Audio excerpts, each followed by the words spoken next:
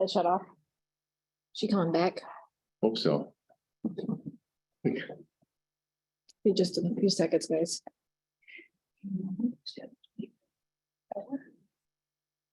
Yeah, we do. Ready? Ran break, guys. Alarm. Yeah, 5:30, Ludena's gonna lead us in the pledge. And pledge allegiance to the flag of the United States of America and to the republic for which it stands, one nation, under God, indivisible, with liberty and justice for all. Roll call. Jenny David. Here. Roger Mayhew. Yeah. Charles Wiltie. Here. Brenda Simmons. Here. Craig Scott. Approval of the agenda. Are there any additions or corrections, commissioners? I would like to add underneath where we are, it would be 5C, a closed session to discuss the county administrator's contract.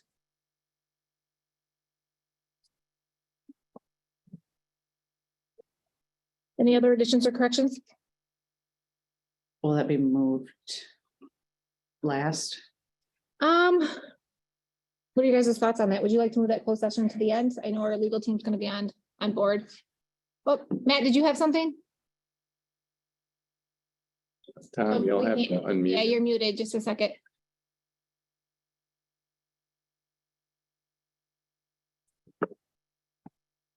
Tom? Can you hear me? Yep, now we can. Okay, I just want to be clear that the purpose of the closed session is to discuss a written attorney-client privileged legal communication from Cole Stoker and Toskey PC. Thank you. Do you have a preference if we put that at the end of the meeting? I'm fine either way. It sounds good. Okay, we'll move it to the end. To the end? Yes, Thank you. so we'll move 5C to M. We'll move that at the very end. Any other additions or corrections? Item 3, public comment. Is there any public comment in the room on agenda items? Come on up, sir. You got 3 minutes. David Ryan from Mills Township. Just wanted to mention that high banks is quite a complicated thing. Talking with Mr. Swanson last week about it. What you guys didn't know is about 2 years ago, that almost went. All that swampland northeast drains into Lake Ogemaw. He took, I think it was 14 loads of rocks to stop it from coming into the lake. Or he said, I think that dam would have failed. He slowed the water coming in. That is a complex system. It's not quite as simple as you guys think. Earth dams like that can percolate, break up. You saw what happened at Sanford. It looked solid. All of a sudden it just left. And all of that system is connected through high banks. That whole system is connected. So if the dam would have failed, it would have failed on the north end of high banks. It would have come through. And part of high banks is what holds that dam in place. The road was built on top of the infrastructure. So just wanted you to know that. Who took the lead on that 2 or 3 years ago to bring the rocks in and to It was the road rebuild? commission. The road commission did The all. road commission said, we're gonna lose the road back there. We need your help. So Eddie went back there and dumped rocks into it to slow it down. It was coming in at a rate that it was so fast that it would have come over the top of the dam. You're talking about the road between on each side, the high banks and the. On the Logan. on the far side, the one that goes around the lake, where the boat launch is, there's a little pond there. And then another little pond. I wrote it down on a map for her. And when it washed out in the boat ramp, it didn't quite take the road yet. So Eddie got rocks the size of a bowling ball that he had been putting together for a project that he had coming up. They called and said they needed them. Eddie said, sure. He got them out there. What that did is it slowed that water down so that the dam wouldn't be overcome and the spillway wouldn't be overcome. If you look at what happened in Forest Lake, Mhm. it came over the top of the dam so fast that the spillway couldn't handle. Here, because of- What Eddie did is prevented that from happening It's about 6 by dropping them in there. So, I mean, I just want you to know that that's a kind of a complex system. Larry Eimer, if he was not dead, I would have him in here telling you, because he was, Commissioner Simmons. Go ahead, sorry. he was out there working on that project many years ago, and he was just a lot of knowledge. And I used to be able to go talk to him about stuff like, I thought Skidway Lake was a natural lake. He told me it was dug. So the road commission would have information on what they did and. Yep, the they would. structure And example. Eddie has all of the videos of what he did. He Okay. took videos of it. He does have videos of him dumping the rocks back in there and that road failing. And, you know, it's just something you gotta think about. Okay, I Thank you, mean, sir. yeah, Thanks. Just More information to come. He's talking about the east end of the lake, he's not talking about right from the trail. Yeah. Way the other end. We'll get more information. Thank you. Any other public comment in the room? Any public comment on the phone? Appointments, we have, I'm 4A you said is obsolete, correct? Yep. We should have mentioned that when we were doing the agenda. I apologize for that. Item 4B, Chris Vetter, Deputy Sheriff, related to the USDA grant report. Come on up, sir.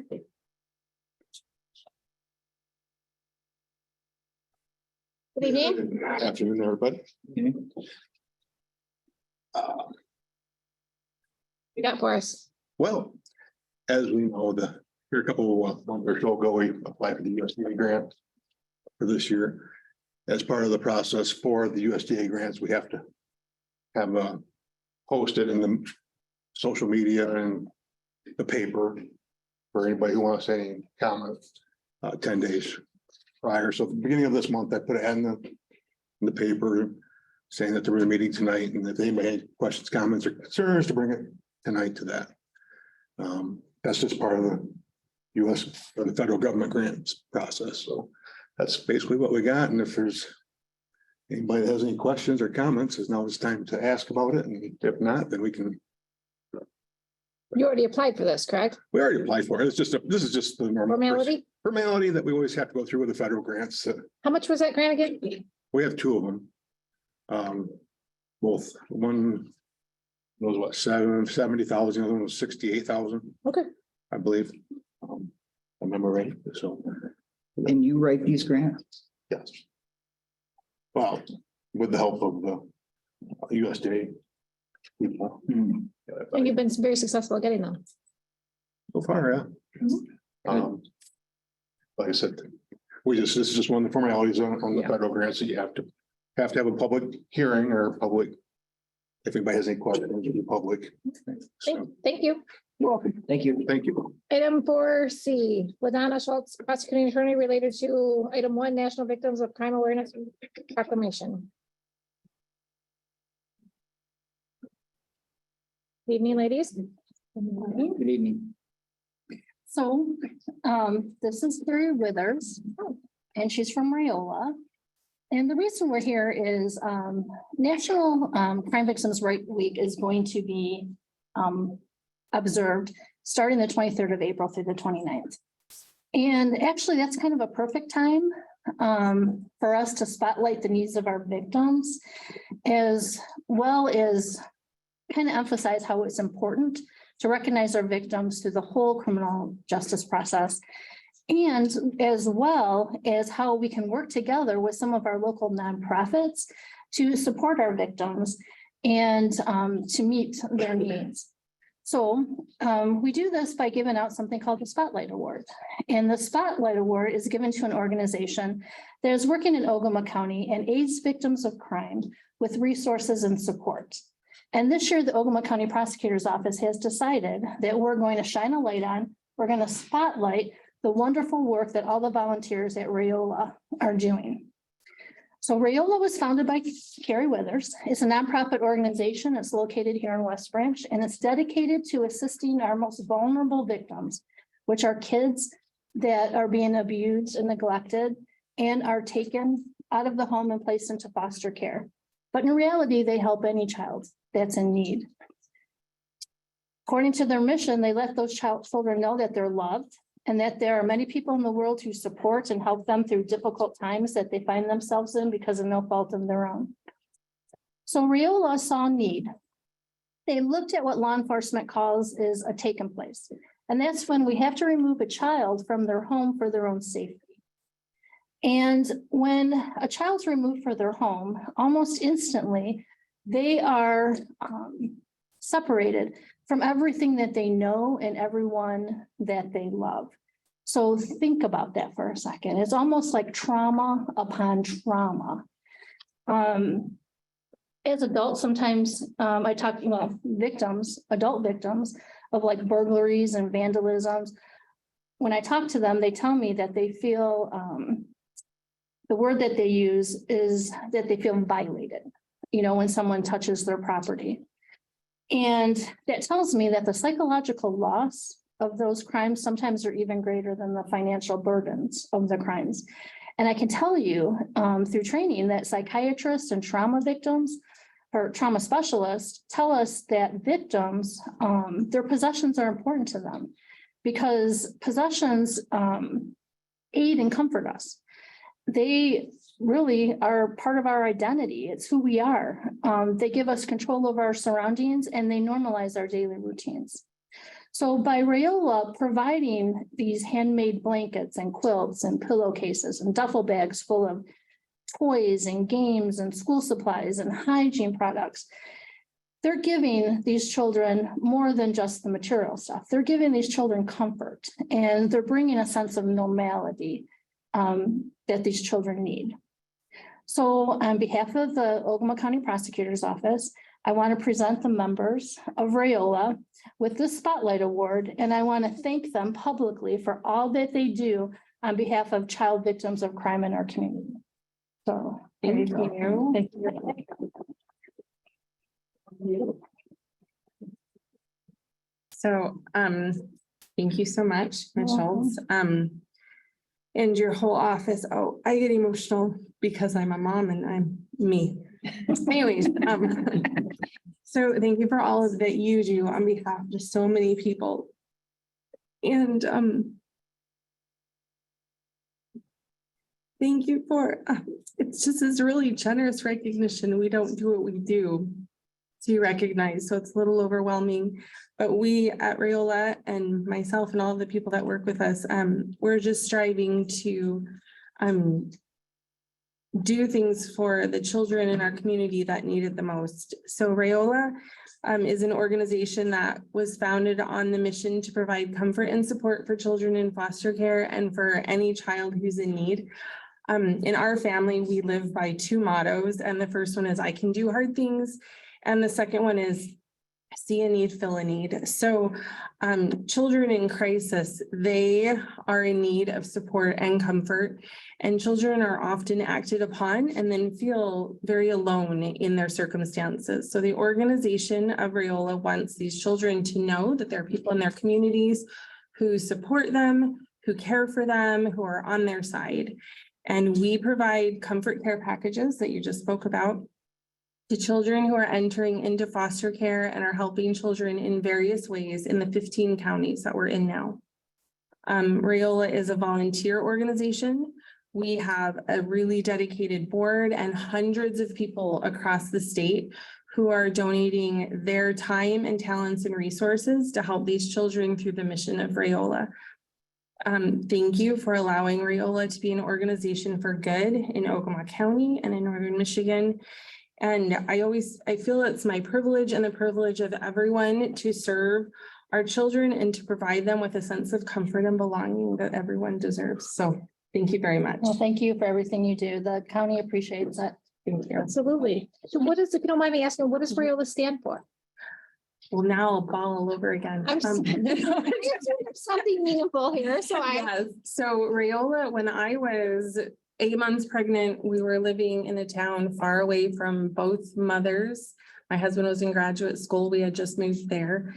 And Rayola was a woman at church who had 6 little kids, and she taught me how to be a mom.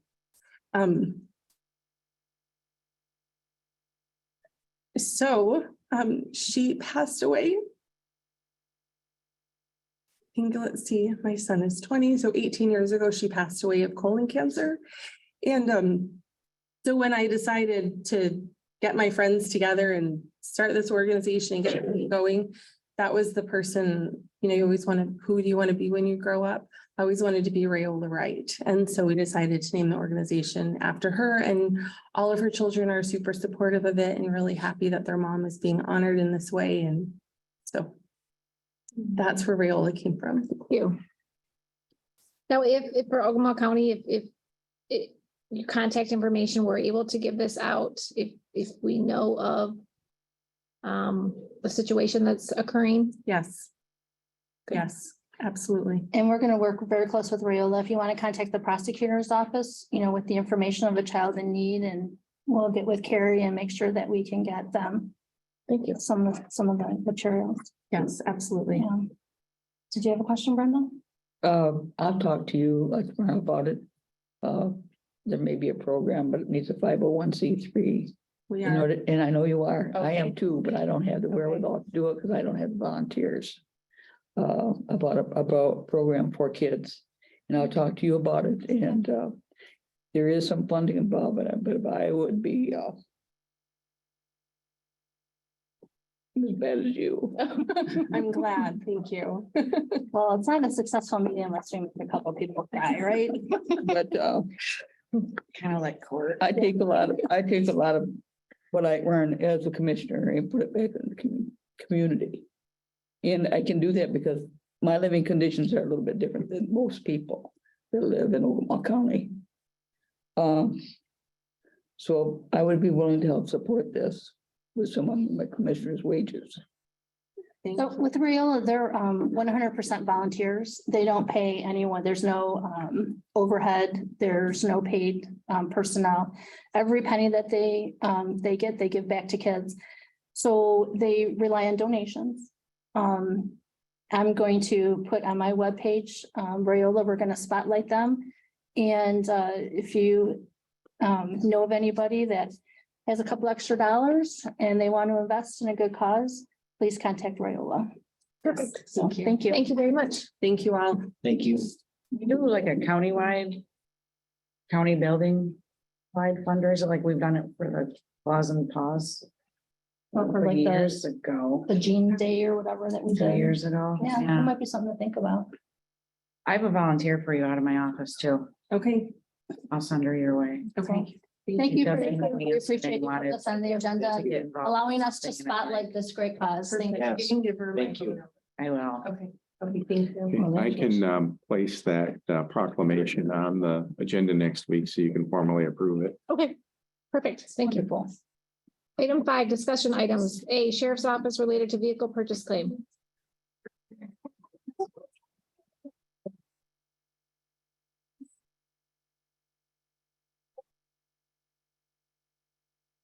Hi, everyone. Good evening.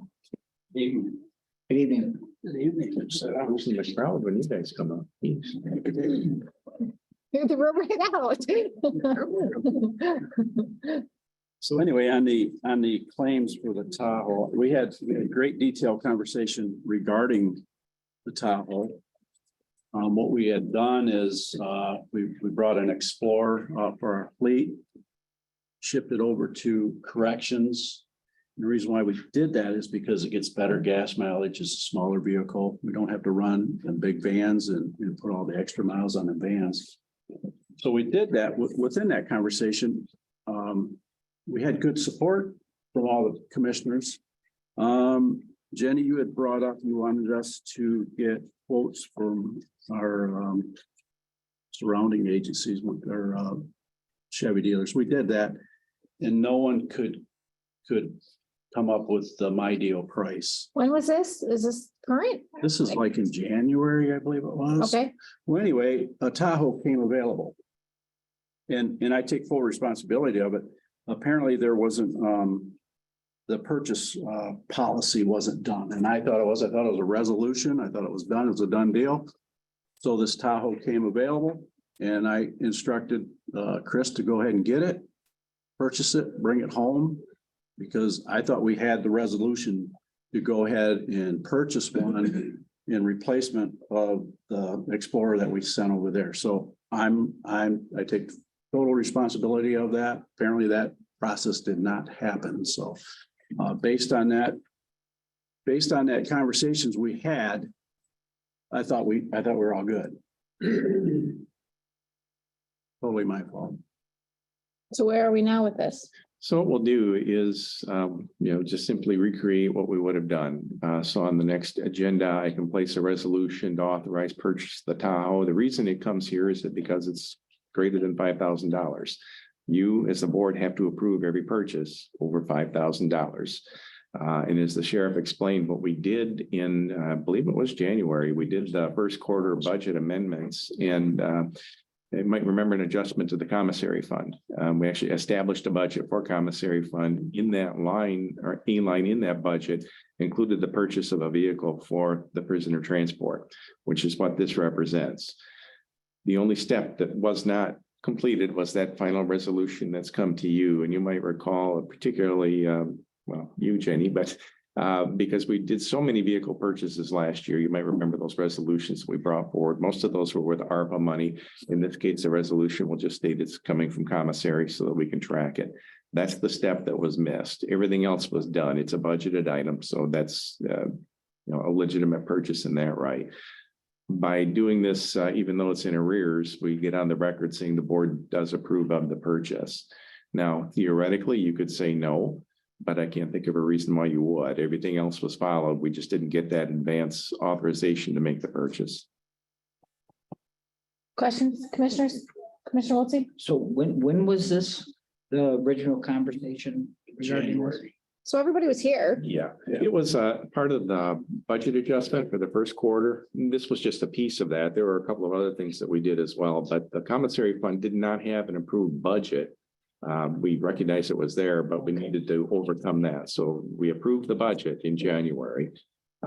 Totally understand the mix up, because normally the sheriff is here or the undersheriff. We have a resolution, it gets approved, we move on. It just happens to be all we did was the budget adjustment. We didn't actually do the approval of a specific purchase. That wasn't part of the conversation at that time, nor what I think it would be, that they wouldn't have known what vehicle was even available at that point. So that's where the misstep occurred. It was obviously no malice involved. It was just the confusion as to what did we do at that meeting. Well, we missed a step. So that was rightfully pulled out of claims last week. We're out here tonight for the explanation. And that's where we stand. So I would just suggest we put that resolution on next week and complete the cycle. And we have the record. So is that coming out of the commissary fund, the line item? It Okay. is. Okay. Commissioner Mayhew?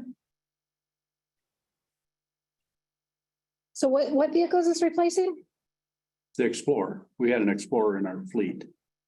Can you tell us a little bit about the Explorer? It had like 20-some thousand miles on it, I believe. And we wanted to ship that off of this fleet, put it over there, so they get better gas mileage. So if they got to, for instance, run a prisoner down to Jackson Prison, they don't have to drive that big van down there for the gas mileage and driving and putting the miles on that thing, because that costs a lot more than what that Explorer would do.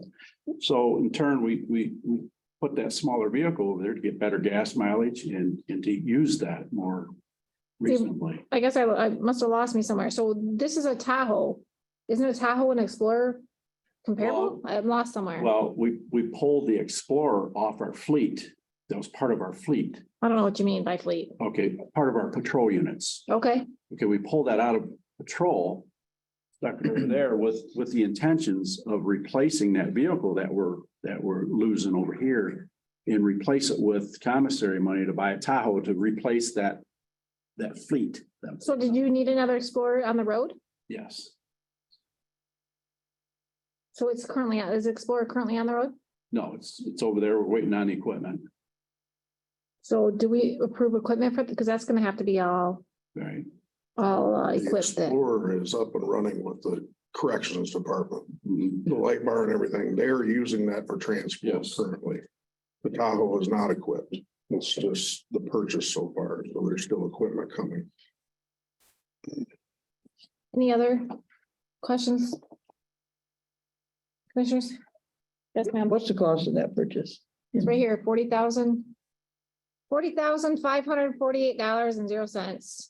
Oh, yeah, that was on the budget. Okay, I got it. Yeah, I remember. It was in the claims, yeah. You did claims. Yeah, it was in the claims, yeah. I did claims, yeah. Anything else?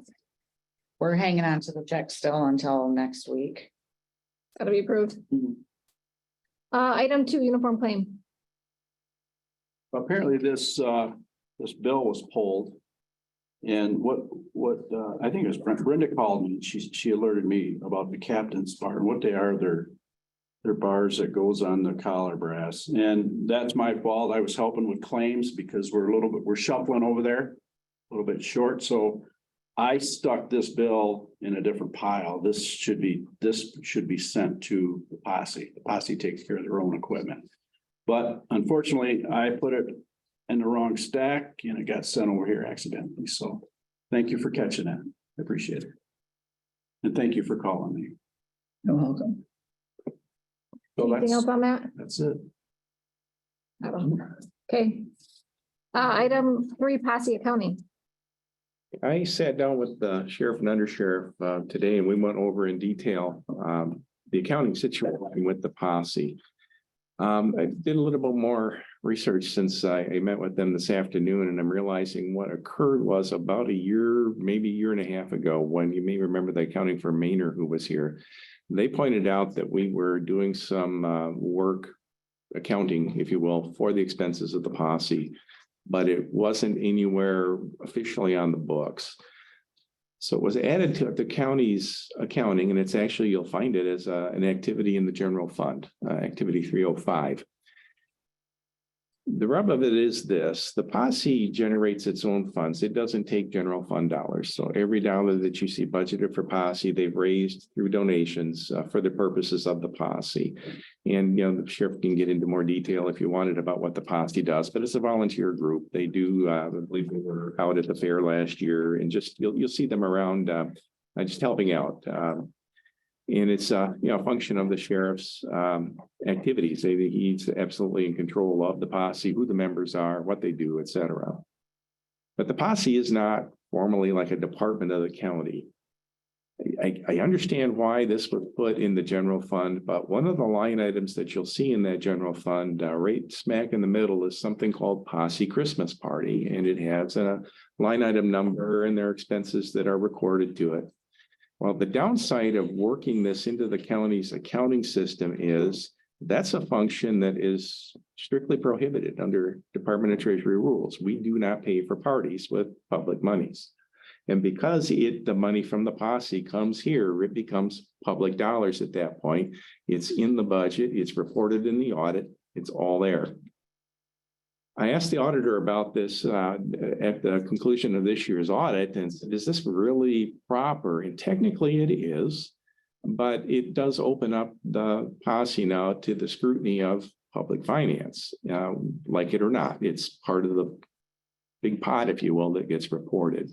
So my question to the auditor was, would it not be better then for the posse to get its own employer identification number, the EIN, and maybe even form its own nonprofit, 501c3, and do its own thing, keep its own checkbook and get it off the books of the county?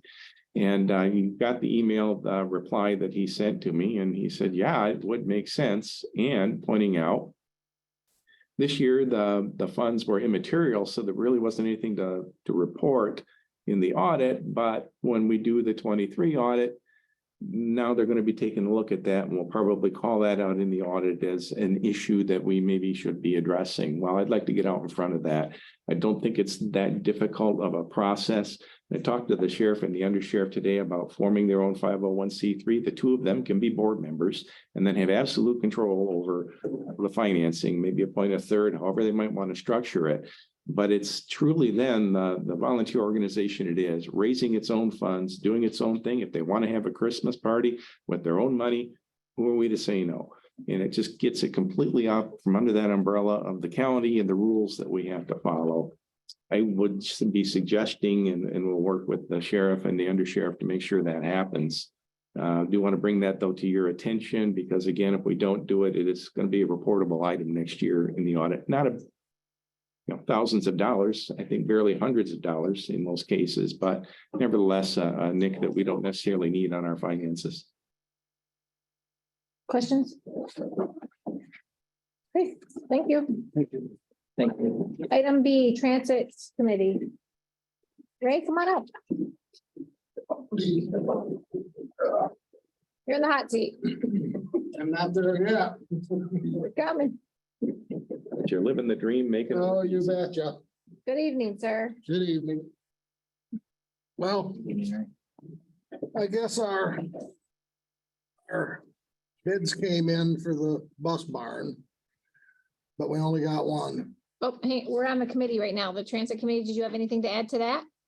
No, if we're talking about the committee, I'm fine with the people that they selected. I know them all.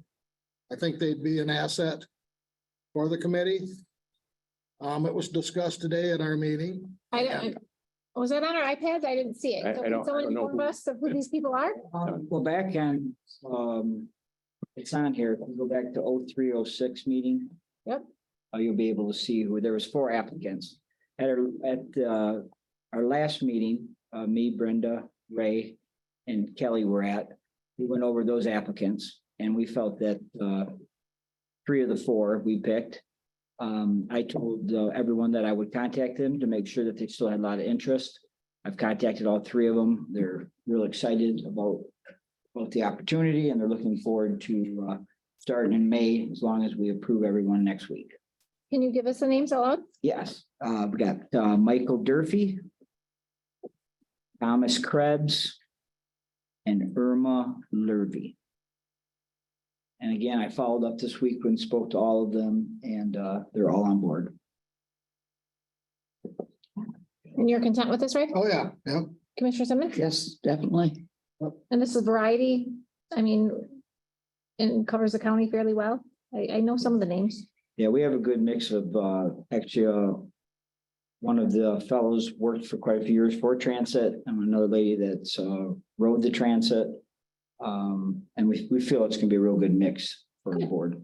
Okay, And the one gentleman, he works for a established restaurant. Yep. So, we're as broad as we could get, I guess. how long are these individuals willing to serve? Is this gonna be an annual contract? Or I don't know. Your resolution creating this committee goes through the end of the term of this board. Okay, And that's consistent with the board rules. When a new board is seated in 25, they can decide whether they want to continue at that point. But okay. this would be a 1 year and 3/4 term, whatever it is. And volunteer, correct? Yes. Perfect. So we go to this, right? Perfect, thank you. And then now we're on the bus Right. wash. Do you have anything else, Commissioner Wiltie? No. The bus wash bay project. And I assume that you can all see it, and it's more money than I would want to spend out of the money we have to purchase that. It's a lot of money to spend. I know that, I really want something to get these vehicles out of the weather. I just don't think that maybe the wash bay was appropriate to go with it, but I don't know what you guys are gonna think about this before we do get going, because we only got one bid. That was my question. We have to we solicit in a larger area, which is in a way a formality, but it has to be all done again. You're gonna have to send the solicitation to Dean Peterson. You got to approve it, send it back, even if there's no changes on it. That's how it has to be. And what was the entity that you had run the ad in? There were 2 that turned out. One was in the Detroit area, one was in the Midland area, and there are associations of builders and contractors. And what they do is take bids like ours and distribute that to all of their members, so they're aware of the project. I did get one inquiry off from the Midland one. Unfortunately, they didn't provide a proposal. So what Dean had suggested was to take that and call these companies directly and see if they would accept another RFP. And at least give confirmation that we're at least trying to make it broad enough to where there's a lot of companies can bid on this. So it doesn't seem to MDOT and the federal government that we're just picking one contractor because he's local and that's who we like. You know, that's the bottom line of it all. I'm not confident we're gonna get any more results, but I'm happy to do it. That's just a Yeah. ministerial type thing. We Yeah. will do a Google search for contractors, and if they want us to direct mail, we can direct mail, And when you were at the transit, was it last Wednesday? right? How many people showed up there too? So who was the other one? The other one's Jack Morris. So, Dean also suggested that maybe I call those people and ask them why they didn't answer the solicitation with a proposal and document all of that. For the knowledge of the board and yourself, the one inquiry we did receive, it was Three Rivers, that their hesitancy was, it wasn't a large enough project that they felt they could compete with the local bidders. And so they were debating whether or not they would submit a proposal. Of course, I encouraged them to do it, but obviously they chose not to. And I suspect that's the same response we would get from others who are outside the area, because obviously they would be committing equipment, bringing it here to do this job, which will add to their costs. So probably even more than the proposal that we've received. And they're not really, say, too excited about submitting proposals that they know aren't going to be accepted. They obviously have other work to do too. So I think that's what we're going to run up against. If the state says run it up the pole one more time, we'll do it. It really is no problem for us to do that. Yeah. I'm just sorry that it's taking so darn long. Exactly, because we did look at the grants today and we have a little more than a year to spend this money. So I could probably get an extension on this particular grant, but all these other grants that we have out there, we need to get rolling on them. And I can tell you right now, I'm not gonna be able to do it all. There is no way. And you see what effort you had to put into just this one grant, and we've got a bunch of them that was discussed today. Yeah, we've got anything over $5,000 requires an RFP. Got 6 RFPs that we discussed this Yeah. morning, and a lot of those have grant money associated to them, but the RFP process needs to be taking place. And that was one thing that I had expressed to Brenda and to you, that I would like to have been a big part of that, to help Ray get his load off. But talking with Tim, as being a county commissioner and voting yes or no, I can't. So that's a problem that we have, we have. So not even talking about our new construction, and you guys have heard me discuss this, the maintenance of the building, from overhead doors that are waterlogged to entry doors that are rusting, and we have funds, grants for these items to be fixed. But we need to be able to get this process, and it sounds like it's not an easy process. No, It is now that we know what the state requires. We now have the template to follow. So it comes down to just changing the wording on what project we're talking about, being very clear about what we're asking for. That hard legwork is now finished, and thanks to Ray for bringing all that material to me. They are now in the template. We just have to change the project name and the description of what we want and out it goes. So it'll be a much quicker process on our end. At least it should be, assuming the state still has to approve it. They should still approve all the language they gave us before. and I'm not sure that with some of these grants that I have, that we have to meet all the criteria that this particular grant we had to do. But there again, when we put this grant together, we have to send it to Dean and he's got to approve every grant that we've got there, all has to be approved by MDOT. It's worth it. Given the amount of money we're talking, it's definitely worth it. If we have to jump through another hoop or two, we'll do it. So that was kind of my plan, come back from vacation and start working on this stuff. I've got some more drivers. A couple more lined up, or not lined up. I got another one hired. She's already driving. She's doing very well.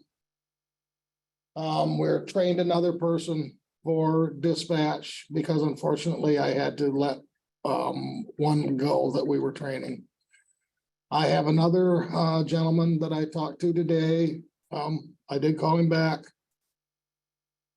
He's going for his drug test in the morning. And he's going to get his pre-employment physical with the Evergreen Clinic. So he'll be ready to go. His MDOT card, I believe, is good until August.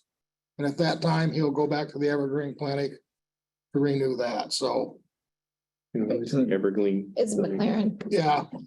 And it was always called the Evergreen Clinic and it was on M30. And they've closed that facility down and they just moved into the old Kmart building. So we have an agreement with My Michigan for those. So we'll want to make sure we get to the right place. But that's the issue, is that in My Michigan, we've had a heck of a time trying to get drivers their DOT cards through My Michigan. But you're talking about a pre-employment physical. You're not talking about a DOT. You've still been doing your pre-employment physicals through My Michigan. Right, but because of the issues that they've had with this particular gentleman, I don't believe, I talked to them probably 3 weeks ago. I don't even think they'll do the pre-employment physical. They So we'll have just, to look into that, Yeah. find out what's going on. No, I don't know. We have a contract with them. Okay, and the bid that you have in front of us is $399,971, correct? and, And that's from Miller Construction? and, we have $180,000 of grant money, so that's $220,000. Well, that's a lot of grant money.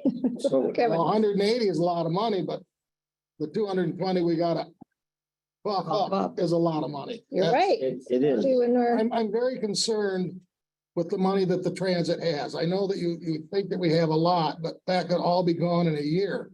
If we don't get any money from the state or federal government, that money will be gone. We've got $1 million budget, So so. then is this a good time to be, I understand the grants that you're talking about, but like you just said, we're gonna have to spend approximately $200,000. Is this a good time? Not saying you don't need it, because I agree it does need to happen. Is this the time though to do it? When Well, we there's don't no have better- that millage coming in? There's no better time than now. I mean, it's not gonna get any better. And prices of buildings are gonna continue to go up. I assume, but I don't know. Oh, there's no way to know that. So Ray, for perspective, has the federal or state government ever not funded public No, not transportation? that I know of. You understand that that's It's just that it just always a keeps, risk, it just but- keeps dropping. Sure. It's, when I started out, it was in the 40% range and it's 34% now. And when you're talking $1 million, that's a lot of money that we're not getting. And with the one grant that we have in simple arithmetic, and our current budget, it will cost us about $100,000 a year to run the transit. And right now, we saw your balance fund, Mhm. your balance. But a lot of that balance we've gotten in the last, well, since COVID began, we've gotten a lot of money from the state and federal government because of COVID. All transit agencies have. That money will be no more after this year. Right, but we've got it there. Exactly. But I would like to set on some of it. My question to you is, I just can't spend it. I guess it's understandable, but do you have the funds to support $200,000 on top of not getting that millage this next year until the following year, where hopefully the village will Well, be passed? we have to go for a village next year. In Correct. 2024. Correct. Do you have the funding with this building to support this? Oh, yes, I'm sure there is. Okay. I'd like to just make a couple comments. Go ahead. I really appreciate the fact that we always hear your financial responsibility and I appreciate that, but we definitely do have a good fund balance. Hmm. And we definitely know we need to spend some money out there. Now we have an opportunity to build this building. Yes, came in a little higher than expected. But commissioners, if you look through this bid, it's pretty elaborate. I mean, we're talking, there's a substantial amount of trees coming down. There's there's driveway expansions, there's a lot going on for this $399,000. So we have $180,000 of that for grant money. And I really feel that we really need to really think good and hard about making this building happen. We don't have a crystal ball. We don't know. We do see that construction costs are going down a little bit right now, but I guarantee in 2 years, this building is going to be over $399,000. Mhm. I do understand that we got to rebid it again. I would appreciate it if Tim, you'd be willing to talk to Dean at MDOT. Because I agree with your concerns. I feel we're gonna do the same thing. We put it out to Detroit market, we put it out to the central market here. It's just a job that a lot of contractors aren't interested in. This is a local contractor.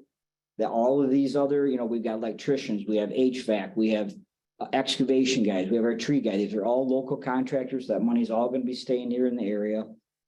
So I really think we need to think about building this, and I feel like we definitely have the money to be able to do this. And then with our other grants for these RFPs that I talked about before, we have a grant for the 2 overhead doors. We have a grant for the 3 entry doors.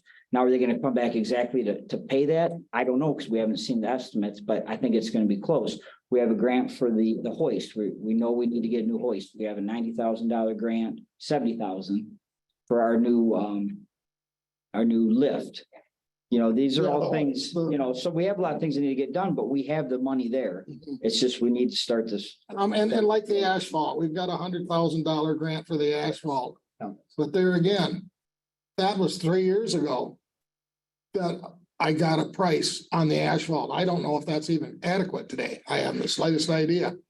And until we know that the barn is going in and how much asphalt we gotta have, there's no sense in getting anybody down there to bid it. Yeah. But now that it is spring, I will get it bid the best I can and see what'll happen. I don't think that we'll get any asphalt late until fall. It'll be late fall before any of these companies will. But we don't know that. You're Well, assuming that it could be a good. Well, I work with job. asphalt companies and I just Yeah. they're pretty much committed right now to what they're gonna do for this summer, Basically, you guys got more legwork to do. And we'll be back. pretty sure. So as far as the building, you want it to go up as is with the wash bay in there? Well, I think we're gonna vote on that next week, correct? What are we voting on? Well, no, we're not. Well, no, because we have 3 bid. I apologize. Oh. I apologize on that. We have another grant for a machine for the wash bay. Right. So it'd be the time now to build the wash bay. And the wash bay is 1/8 of that price. Yeah, it's not a lot of it. Right. That was part of the purpose of this, was Right. having a wash bay. Well, the main purpose was to get our Right, buildings. but you've also inside. brought that up to us is And the wash bay Washington. is something else that we do need, although it could be added to our building also. And the cost would be less because we don't have to pay prevailing wage. And we'd only have to get 3 bids amongst ourselves. We wouldn't have to satisfy the state, federal government on these RFPs. So it's just something else to think about. I really didn't think that this barn would come in that high. I really didn't. I thought maybe about $100,000 more than what I had proposed in the beginning. But it's there, so there's nothing more we can do about it. It's either build it or not.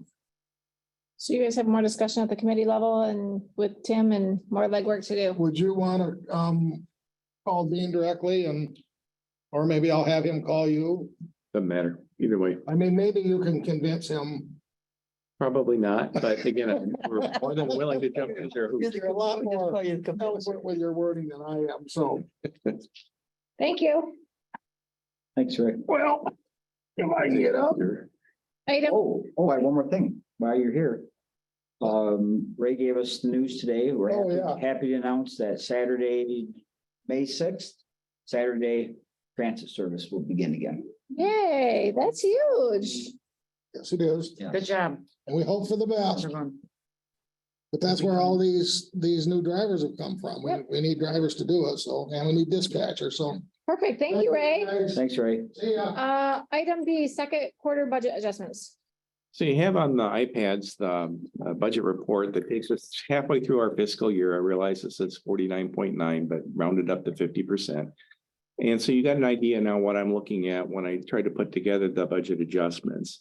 I'm not there yet. It turns out there's quite a bit more legwork I'm going to need to do throughout this 2,000 lines that we have, but one that stares me right in the face when I look at that first page. Might recall when the auditor was here, we had a discussion. I can't remember if it was at the board now or at the staff level, but there was a negative expense that showed up in the budget work from 2002 in the amount of $115,965. For the life of me, I don't understand what's going on with this. You know, your expenses are usually not negative. And neither is your revenue typically a negative number. You're not taking money out of revenue and you're not taking or putting money into an expense. But that's what was going on with this. The auditor put a spreadsheet in front of me with a number of entries, and I just simply can't follow. I can't figure out what this is going for, why, and where it heads. But was assured after 2022 that this was all cleared up and no problem moving forward. I get to the end of March and we run the reports and there it is again. Not only is it here, but there is a fund involving the health department with exactly the same number and the same entries going in and out. I don't want to bring you a budget adjustment until this thing is figured out, because frankly, it was a $230,000 swing last year and we can't do that. We need to track this down, figure out what it is. I hope it's just a mistake and just an entry that we can take out, but I need to be certain of that. It just we can't face this again at the end of fiscal year 23. So that's just one example. I did meet with the sheriff and the undersheriff today and went through the 7 or 8 different activities they have, maybe more than that, and talked about some issues that are in there. I've got a few other departments I want to meet to do that with, and then bring you the adjustments, recommended adjustments after that exercise is complete. There is more to this than I anticipated at the second quarter. So there's a little bit more detail that we're going to have to get into the weeds on and really confirm about what some of the trends look like. And spoiler alert, they're not good. So it's important that we get on top of it now and that we don't wait till the end of the year and are suddenly facing a wall and nowhere to go. What's not good? Some of the trends, so you can see here, and this is new on this spreadsheet, you've got both our fiscal year 23 and our 22 audited and where we were year to date.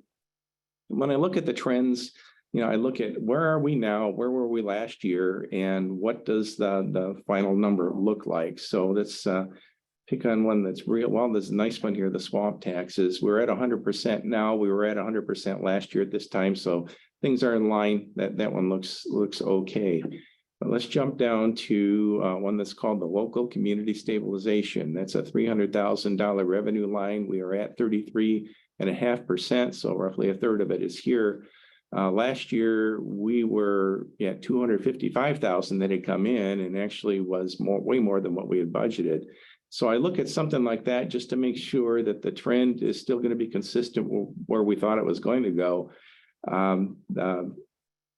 300,000 right now looks like it's about right, but you can see that discrepancy. We only had 185,000 budgeted this time last year, but we were at 255. So I'm going to want to look to see where we were and make sure that's accurate. That's a pretty significant number. We don't want to see a big swing there that throws us into a tailspin. Going down, the next one is the state revenue sharing. We were at 44.6% now. We were at 45.9 last year. So that one's probably fine. It's probably trending like it should. So those are the things I do and go through each of these, literally 2,000 lines and look at those and look for flags. Are there issues? And if you want to painstakingly do that, be my guest. But there are a number of those that I do have concerns about, and I want to make sure at the second quarter that we are trending where we think we are, and if not, that we make our adjustments. Okay, questions? Can you let us know what ones are your major concerns when you can? I will, and what I do is, you might recall from January, I should prepare a resolution that provides a little bit more clarity on where those things are.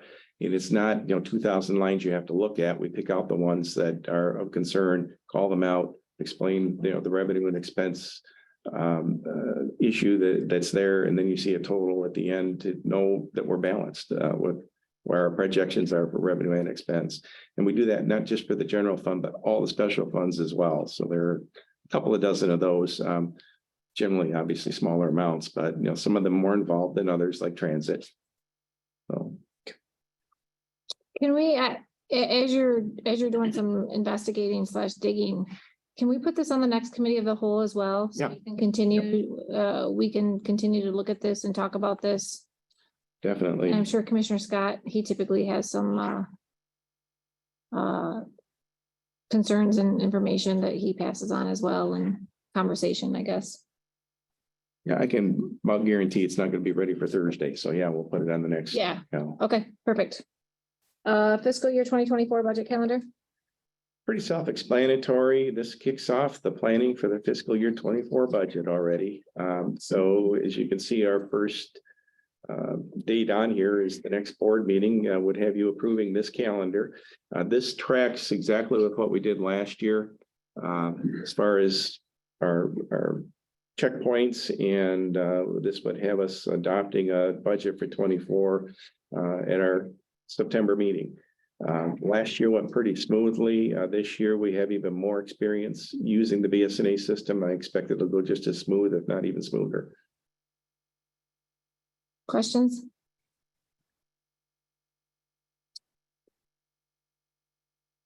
How far is this budget calendar off from last year? About a day, I think it's a day earlier. Consistent then. Earlier, it's shifted by the calendar. Item F, Department of Corrections Memorandum of Understanding. This was sent to us from Department of Corrections. We do host a DOC office in this building. They are actually down the same corridor that I am, and IT and friend of the court. They need a memorandum of understanding that pretty much says you're in this building and there's a copy machine that you get to use at county's expense. Their budget is very small, and when we don't put a whole lot of money into it. A little twist I want to throw to you. This is pretty routine, and normally would just simply recommend that we approve it and move forward. We had a meeting last week with the security committee, and an issue was brought up that, the back door where the inmates come in when they come in for trial is not an ingress and egress for the public or anybody else. It's supposed to just be for law enforcement, for the inmates that are being brought up to court, and that's it. Everyone is supposed to go through the front door here, not only coming in, but also going out. Our security, we'll call them security officers that are at the front, have noted a number of times that our DOC personnel are going out that door. And the security committee's conclusion was this is a significant breach of what we've set up for security and the policy for this building. What I would suggest, if you were game, is that we put, when we have obligations for the MDOC, that we also, we can use our fax and copier, but you will also use or respect the rules for ingress and egress in this building and put it in the contract. Why is this extreme step necessary? Well, they're the violators, the principal violators of using that back door. Our personnel, when they are doing it, their department head is notified and they are informed that that is a violation and subjecting our people to disciplinary action. This is a group that is not our employees. Obviously, we can't discipline, but if we put it into an agreement, you're jeopardizing the right to use the building if you're not going to follow the rules, is the message. I have absolutely no problem with crafting that and putting it in here for your thoughts on Thursday. Obviously, if these individuals have they been spoken to? Yes. And it's still not being followed? It was 2 weeks ago when I last saw the one person heading out that door. I wasn't able to get down there in time to say stop. They were out, and I witnessed it myself. Questions? And I think it needs to be in this, absolutely. Absolutely. Yeah, I'm on the building security committee for there last Wednesday, and it was a big concern, and I think this should be definitely written up. Mr. Mayhew, There, that was talked about. thoughts? Put it in writing? I'm guessing, Absolutely. I might be enforced, it's gotta be. Yep. Okay, you'll have that on for Thursday? Item G, maintenance position corrections. This was a carryover from a prior account meeting. We said we'd talk about it more here. While we're going through the quarterly budget adjustments, I would ask that we hold off on this. We may need to use those funds in another area. We do have obviously maintenance that we have available to us when we need it across the street. It may not be as efficient as we'd like, but at least it's something at this point.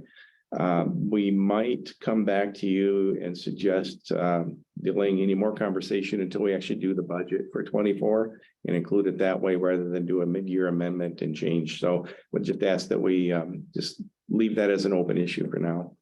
The area of concern was the overtime, correct? The position would have been the civilian cook position that is not filled. So, Right, but I mean, as far as budget and where we stand, it was the overtime that, okay. yeah, that's part of it. Yes. Item H, draft and fraud policy. H&I, the fraud policy and the whistleblower policy, just to refresh everyone's memory. When we received a grant from CDBG for the housing program, one of the requests that came back is that we actually have these policies in writing. It really isn't a request, it's sort of a requisite to getting the funds. From CDBG, the two items are listed. One, agencies need to adopt a formal fraud policy that identifies procedures to be followed for suspected fraud and the methodology employees should utilize to report their suspicions. This draft meets that criteria and is really nothing earth-shattering in it. It's a boilerplate draft that we found from another county. And likewise, we're required as an agency to have a whistleblower procedure in place to encourage reporting without fear of retaliation and or establishment of an anonymous methodology for reporting concerns. And again, those points are addressed in the draft that's in front of you. These were presented to department heads at our meeting, a week or two ago. It's kind of where men, as they would expect they were, they're pretty self-explanatory. They are circulating among the unions right now. I did get suggested change on the wording, really a grammar change in one section that doesn't change the meaning of the policy. And it's actually, I think, the whistleblower one that I referred to, but the comment that followed that was it looks pretty standard, which it really is. It's not intended to blaze new trails. So if you are willing, I'll put both of these up for resolution on Thursday and we can meet that criteria and report to the federal government that we've done this and they can release the check. You're talking about the draft fraud policy and the draft whistleblower policy, combine those, okay. Commissioner David, can we go back to that maintenance, Oh, please? yeah, I apologize. Did I miss your comment? No, you just kind of moved on. I didn't get a chance to talk. So, Go ahead. well, I know one thing we had talked about when we were thinking about maybe moving that position over to try to get another maintenance worker, because it seems like there's a significant amount of maintenance that's not getting done. Did you tell us that you were going to give us some information on what currently is getting done? Because you're pretty much one who oversees him, correct? Right. We have a ticketing system, and we actually talked about this last time too, but we have a ticketing system in place right now through our seamless docs. Projects that particularly is important for the jail because they're a 24/7 operation. And if something happens at 1 a.m., I jot down a note, maybe call somebody later. The corrections officers have been very good about completing that form. It's waiting for Chris when he gets in the morning that there's a maintenance ticket and he's able to go over and knock most of those things out.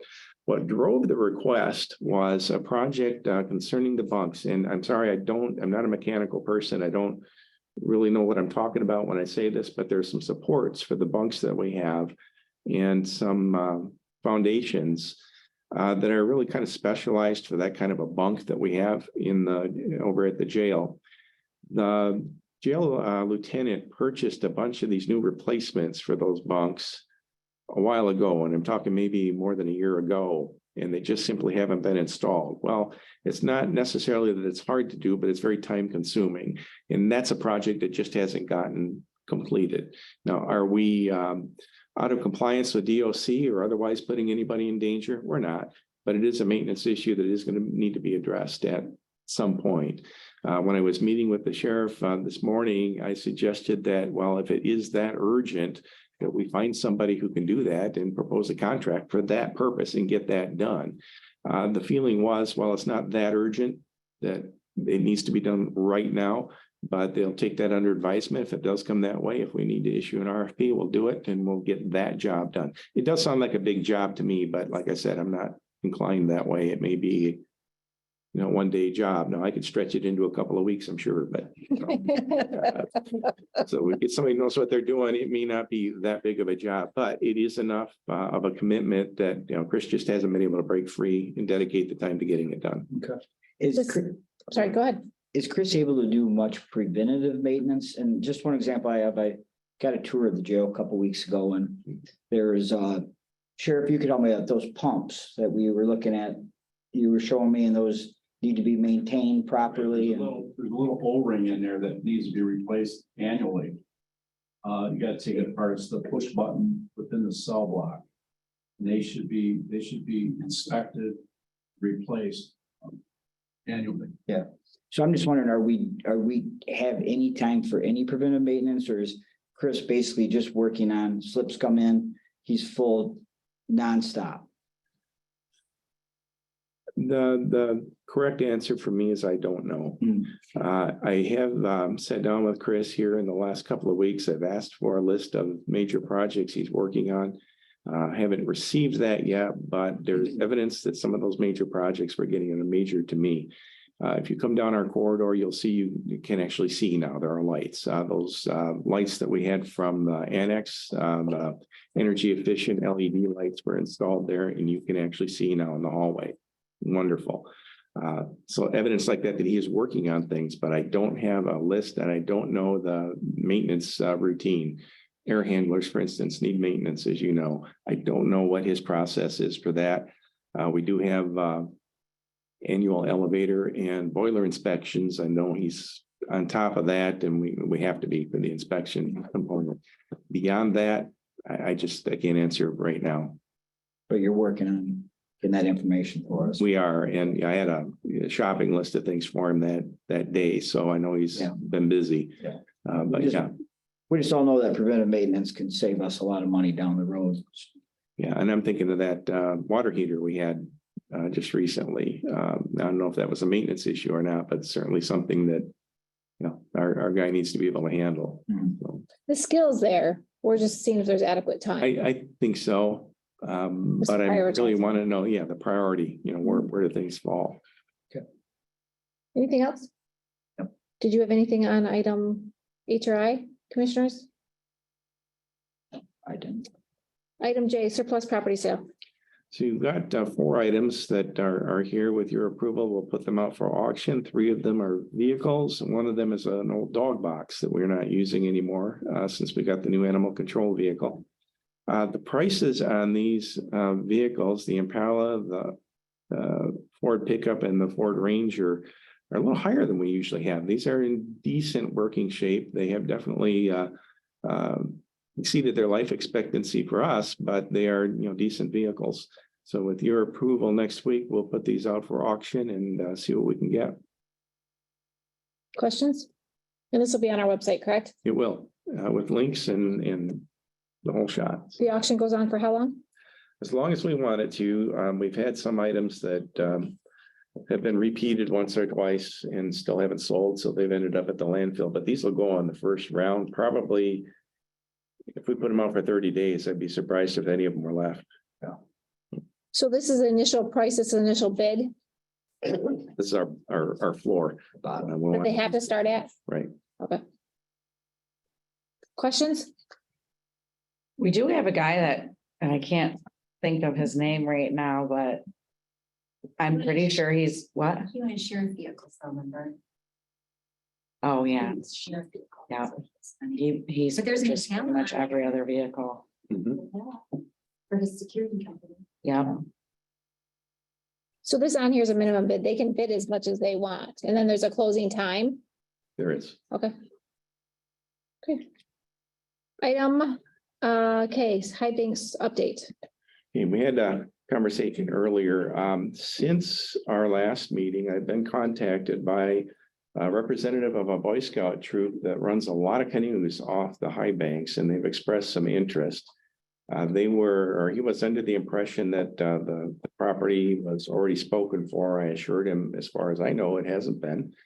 So I did explain, unless you know something different, I will return his call again tomorrow and say it's not.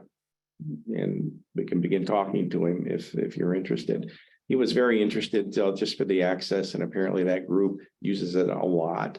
And they have experience running canoe launches in other places of the state. So it's somebody with at least some kind of background in what they're dealing with there as well. And did state right there on the phone that they are very interested in keeping it open to the public, which I know is important to the board. Can we invite them to come to one of the committee of the whole? We can, Speak up sure. so we can ask questions.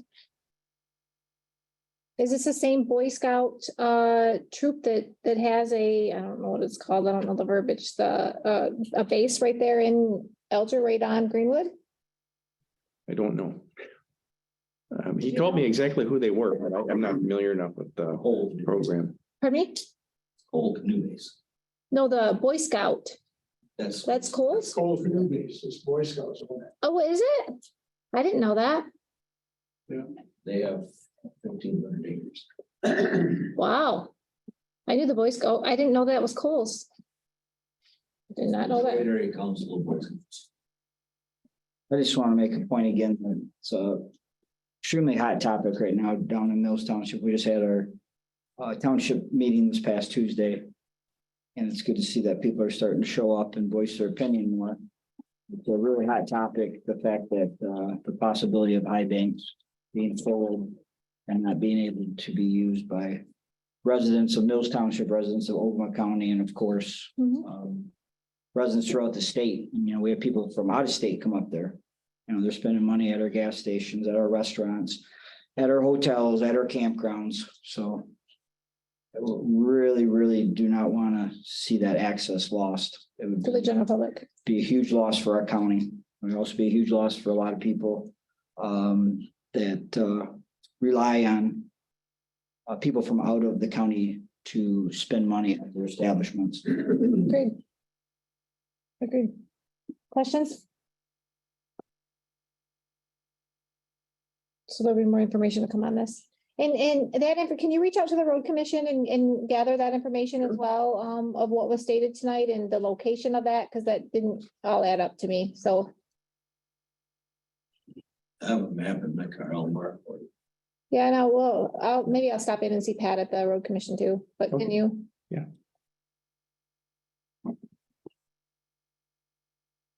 Wall of Honor, April 27th. This is just a reminder at the next meeting, at the conclusion of the meeting, we'll have the prosecutor will do the Wall of Honor presentations. There'll be plaques that will now be placed on the wall here, and we will, I believe, be meeting the families of the recipients. I will work with LaDonna to get some background information so you can have resolutions as well, recognizing the people who've been chosen. Commissioner, There's been 3 people that'll be going on the Wall of Honor this time. 3, Mhm. and one was a former commissioner, correct? Yes, that is correct. Is there gonna be like an after party like there was before? Do they need us to, who's handling this? LaDonna? Prosecutor's office is handling it. We do have a statement for you to read as well, Okay. which we'll resend. We sent it once before, but we canceled that one. So I'll resend that so you'll have time to look it over. It's really nice. Yeah, for those of you that haven't, we had one ceremony since I think I've been in office, and it's very nice. Families here, pictures are taken. Some emotions are very nice. There'll be a very nice resolution wrote up about the person. It's a very nice event. And then afterwards, there's a gathering with some snacks. So.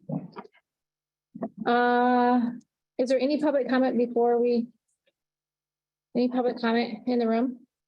On any agenda items? Did you have anything? Good news about the high banks. Let's keep our fingers crossed. Yeah. Any other public comment? Any public comment on the phone? I'm gonna move to go into closed session to discuss a written attorney-client privilege legal opinion from the county's corporation counsel pursuit to MCL 15.268. Can I have a support? No support? Need a roll call vote?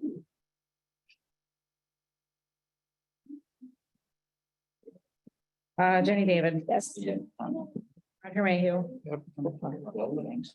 Charles Wiltie. Yes. Brenda Simmons. Yes. So the motion to go into closed session is, we have to wait a few minutes. Good night, everyone. Does anybody need a quick bathroom? Are you okay? I'm good.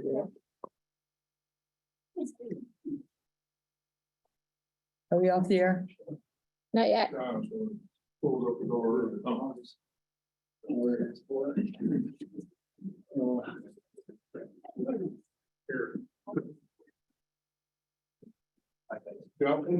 Yeah, we're going into closed session. I just wanted to show you Okay. the map where. I'll second. With support, all in favor? Aye. Aye. Okay, wait, now can we have a motion to adjourn? I make a motion to adjourn. I support. All in favor, say yes. Aye. Opposed? Yes. Motion carries. Good evening, everyone. Be safe out there. What do you think of our?